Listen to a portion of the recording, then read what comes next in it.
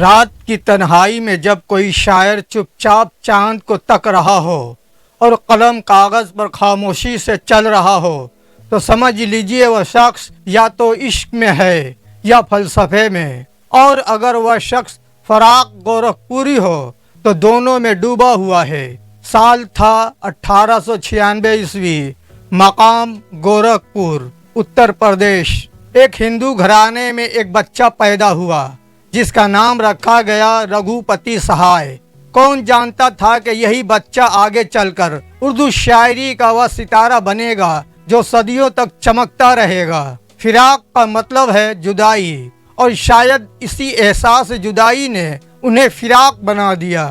فراق نے الہ آباد یونیورسٹی سے تعلیم حاصل کی۔ وہ اردو، ہندی، انگریزی، فارسی اور سنسکرت زبان پر مہارت رکھتے تھے۔ انہوں نے صرف شاعری نہیں کی بلکہ فلسفہ، نفسیات اور تاریخ جیسے موضوعات پر بھی گہرا مطالعہ کیا۔ ان کی ہر نظم، ہر غزل ایک فکر، ایک سوال اور ایک جذبہ ہے۔ محض 14 برس کی عمر میں انہوں نے شاعری شروع کی۔ شاعری ان کے لیے اظہار عشق بھی تھی اور اظہار فکر بھی۔ فراق کا عشق محض محبوب سے نہیں، انسانیت، حسن، عورت، فطرت، ہر شے سے تھا۔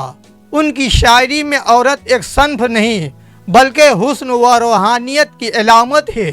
فراق کی شاعری میں رومانویت محض جذباتی وابستگی نہیں بلکہ ایک فکری تحریک ہے۔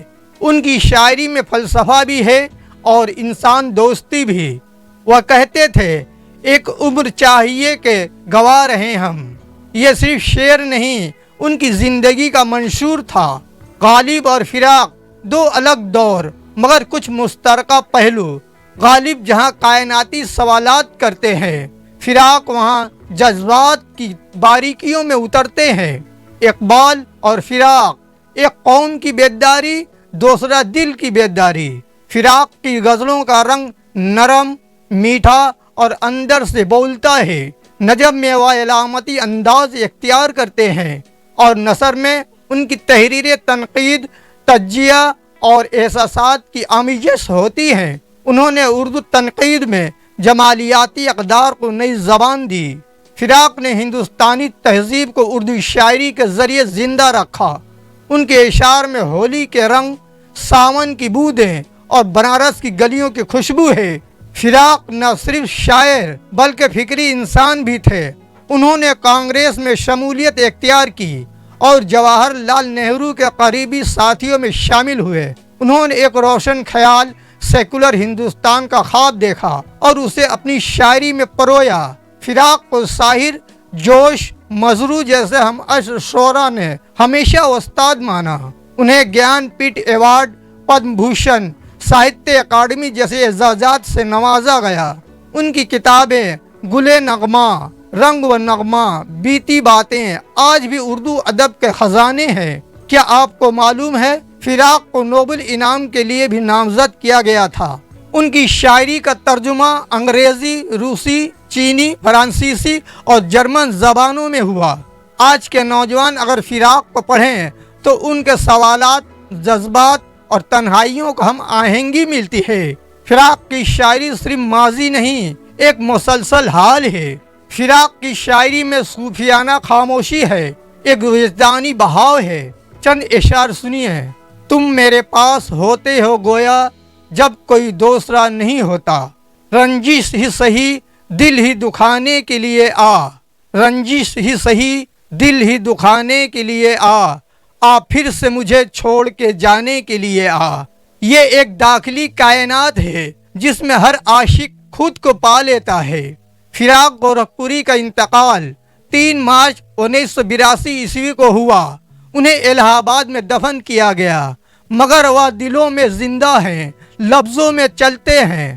انہوں نے 1930 عیسوی کی دہائی میں کرشنا سہائے سے شادی کی۔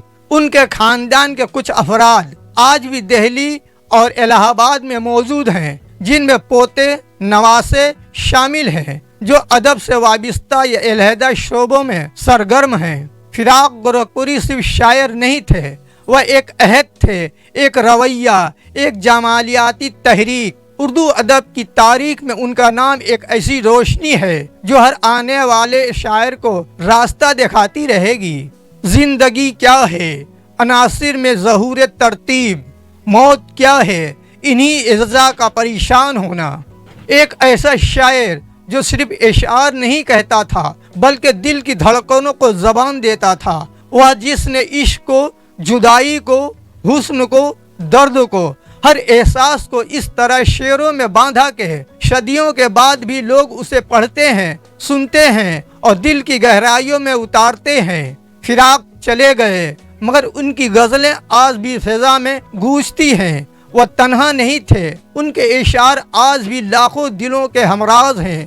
وہ ہم سے جدا ضرور ہوئے مگر ان کی شاعری آج بھی ہمارے روح کا حصہ ہے۔ اگر آپ کو یہ سفر اچھا لگا تو اس شاعر عشق، شاعر فراق، شاعر جمال فراق گورکھپوری کی یاد میں اس ویڈیو کو شیئر کریں اور ان کی شاعری کو زندہ رکھیں، کیونکہ کچھ لفظ مر کر بھی زندہ رہتے ہیں اور فراق انہی لفظوں کا جادوگر تھے۔ میرے پیارے دوستو، بس آپ سے ایک چھوٹی سی گزارش، ویڈیو کو لائک کریں اور کومنٹ میں اپنی رائے ضرور لکھیں۔ میرے ساتھ جڑے رہنے کے لیے چینل کو سبسکرائب لازمی کریں۔ پھر ملتے ہیں اگلے ویڈیو میں۔ آداب۔